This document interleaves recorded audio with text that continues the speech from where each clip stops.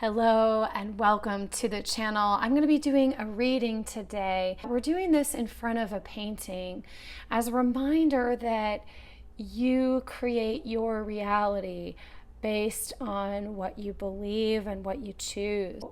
Everything in your reality is there to give you the opportunity to make another choice, right? You may not like what you get. Like if you order something at a restaurant, you may not like what you ordered. But then the next time you go back, you're going to choose something different, right?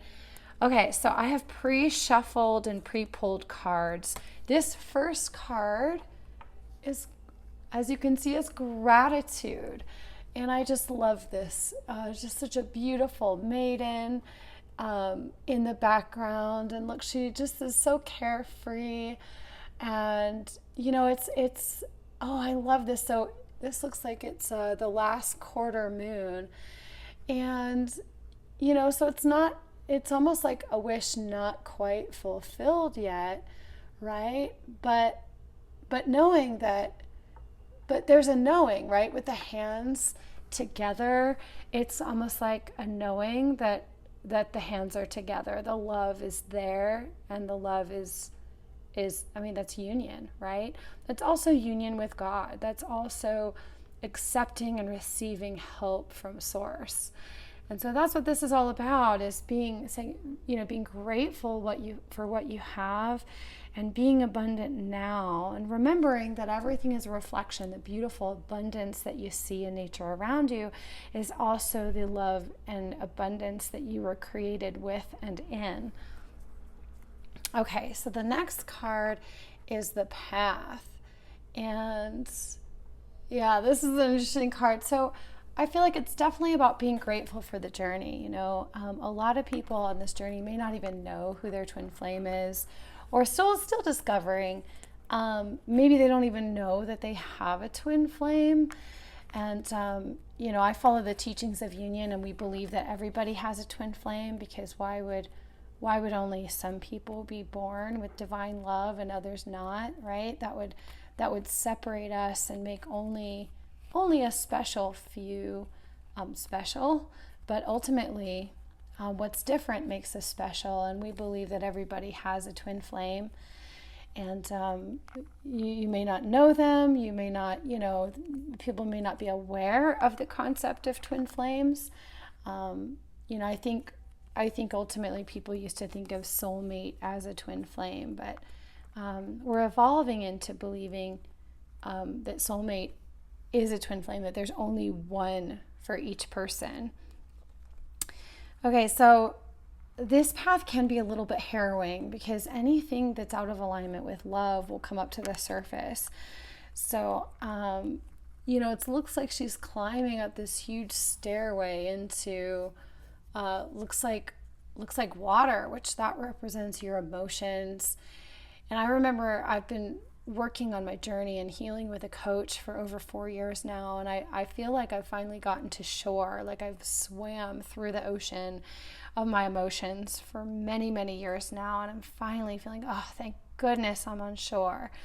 And so, sometimes the twin flame path can feel almost like a curse, because it's so difficult to understand sometimes. But when you understand the concepts, it becomes easier. And that's what I'm here to do, is to teach you how to heal and how to get out of pain and out of the feeling of separation. Here we go. We have the patience card. That one fell out of the deck too. And yes, this is so, so important. So patience is such an important thing, because, it's like, the truth, what we believe in the teachings of union, is that everybody is whole and healed and perfect as they are. That is the truth of who you are right now in this moment, that you're perfect, perfectly created in love, and you're divine and perfect today. And the healing is only removing the resistance to that truth, right? So if you have a belief system that doesn't align with the truth that you're a drop of the divine. You're part of the divine in the world and all that is.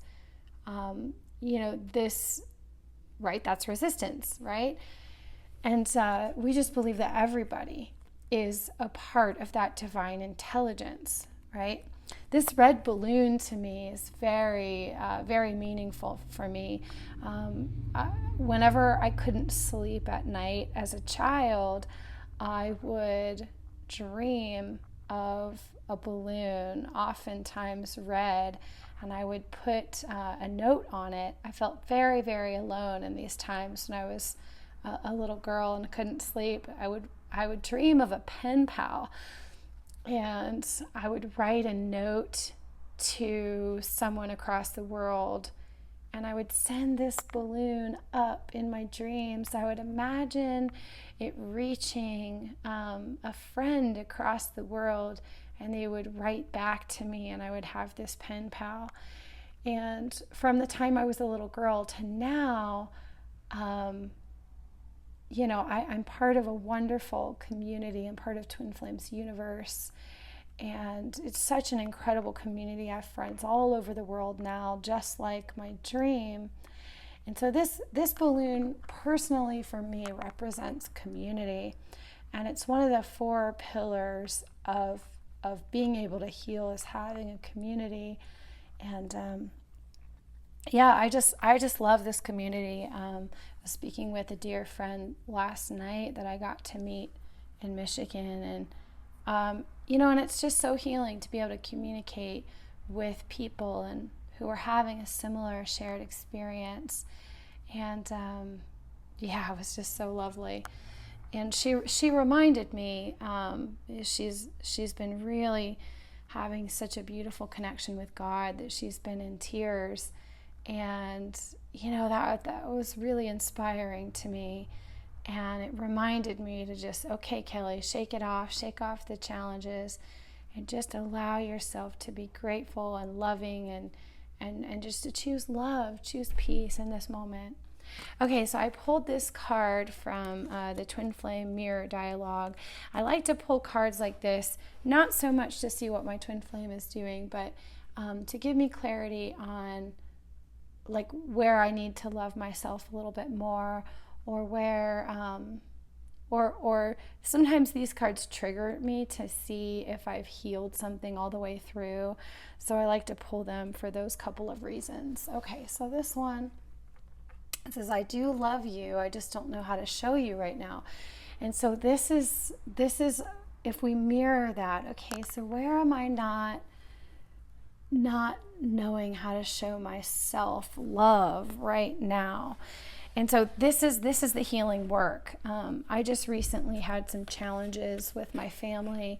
They haven't been respecting me, and I've just been having a really hard time with it for some reason, and just had a lot of challenges personally with my family disrespecting me from the time I was a little girl all the way now.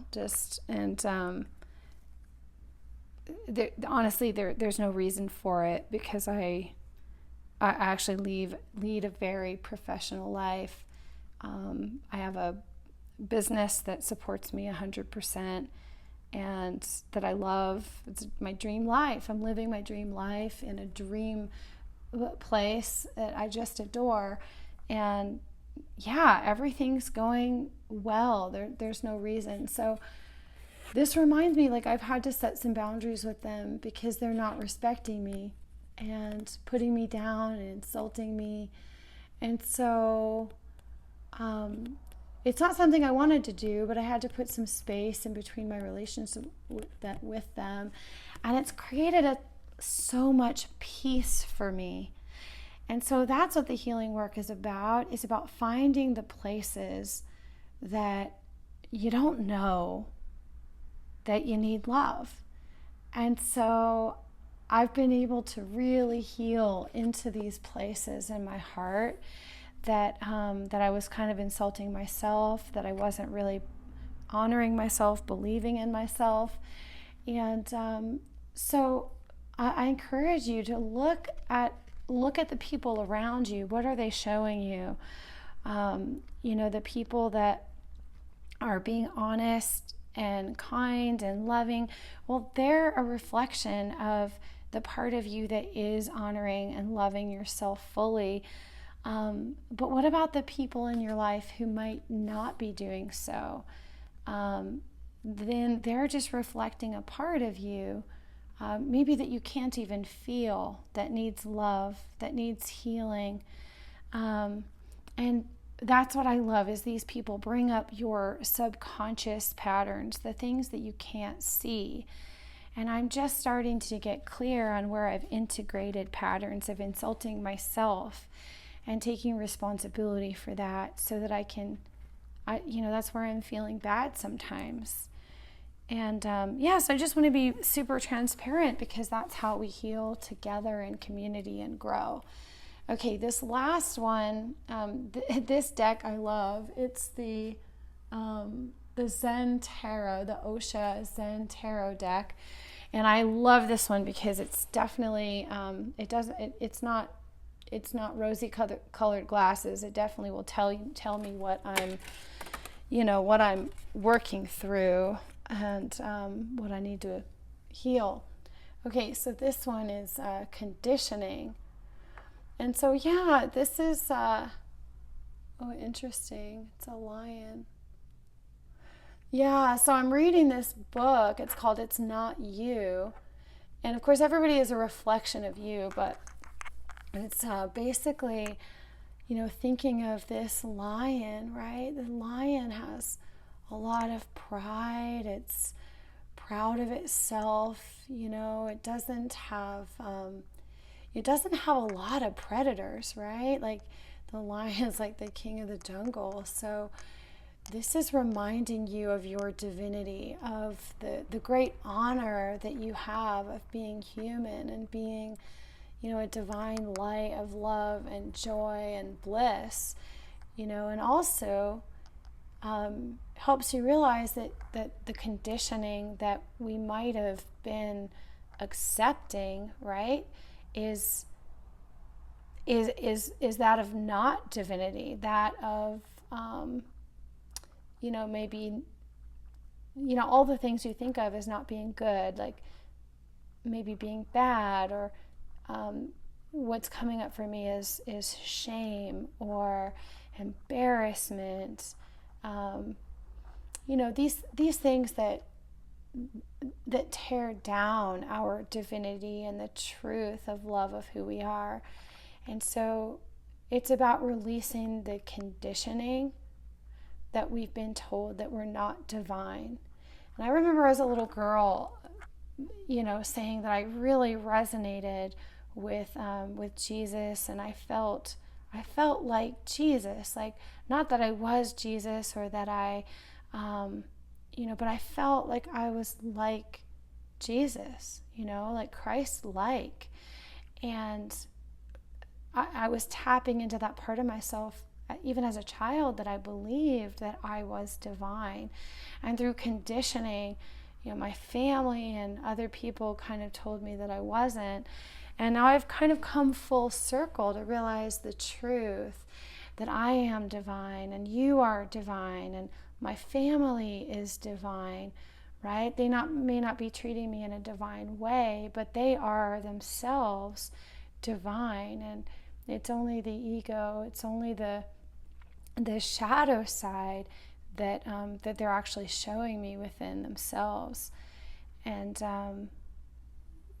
so we can love people fully, we can love and respect them fully, even when they're not showing us their divine selves. The same can be true if your twin flame is not showing you their divine self. But just make note, it's really important not to accept any sort of abuse or any kind of mistreatment, really honoring the whole of how you feel. But that as you heal, you also heal your union. And this is how the mirroring works. It's like, so if you had Yeah, so thanks for staying to the end. This shows that you really want to heal. So this is how the mirroring works, okay? So say someone has a mess in their consciousness. We're talking about two twin flames here. Each of them has a mess in their consciousness, right? And maybe somebody has a messy room or a dirty home, or just, like maybe it's straight, but it's not quite like squeaky clean, it doesn't feel clean, right? And maybe the other twin is perhaps struggling with their finances. So maybe the finances are a little bit messy and murky and just need to be cleaned up a little bit and loved further. And so this is the same consciousness between two twin flames, but it's showing up differently on the outside because you're complements, you're not exact copies. And so a lot of people will think, oh, well, I love my twin so much, I would never do da da da da da. But they're reflecting a part of your consciousness that's not honoring you. And so that's what I love about the mirror exercise, is it brings your focus and attention back to you so you can heal your consciousness, you can heal your heart. And then when you clean that part of your consciousness that is messy, the twin flame counterpart will also clean up that part of their life that is messy, right? If you have a twin flame that's in a third party situation, and they're, giving all their love to a third party, where in your life are you giving all of your love to something outside of yourself? And oftentimes this comes back again to conditioning. And so we have to be gentle and compassionate and loving with ourselves as we discover, because if we knew what it was that we needed to heal, we would likely do it. It's like, well, I'm thirsty, so I'm going to drink a glass of water, or I'm going to drink a Coke, or whatever feels good in the moment. But if I'm hungry, well, I'm going to eat something. If I'm really wanting a beautiful drive, I'm going to take a drive with my car, right? But oftentimes these patterns are subconscious. So it's like we don't actually, we've buried our feelings. This is how our consciousness gets fragmented. It's not actually fragmented, but we learn sometimes as children to not accept love, right? Because maybe our parents tell us, oh, I can't afford that. Why would you ask for that? Maybe we get shamed for asking for something. And then we tell our parents might tell ourselves like, oh, that's not important. That's not an important need for our family. That's not an important need for you right now. And then we learn to say, oh, you're right, I don't need love. And we push that part of ourself that doesn't need love. We say, oh, you're right, I don't really need that. I don't need love. I don't need anything. And we like kind of push love away in that moment.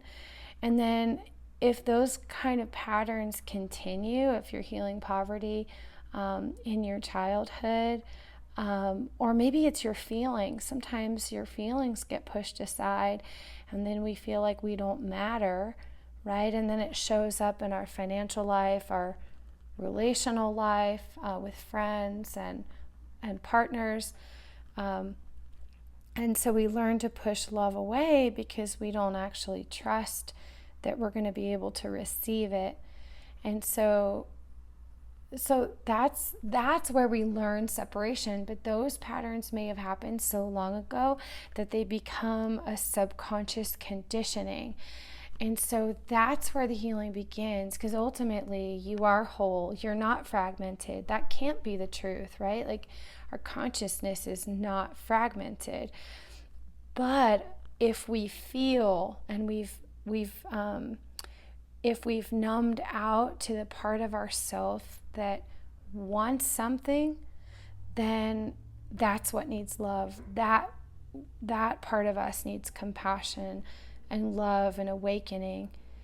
And as we open up to love within ourselves, it actually will open up our heart chakra. And then that is when you can start to receive love and support and actually heal into the life of your dreams. Because why would you have a dream if you weren't able to manifest it or create it? And so going back to this painting, right, is like, we are allowed to create the life that we want. Why would we have a world with such beautiful things in it and not be able to experience and enjoy them?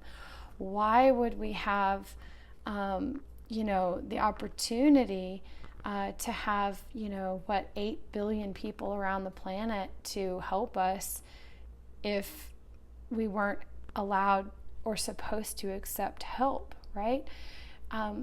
We're supposed to be, I believe, we're supposed to be not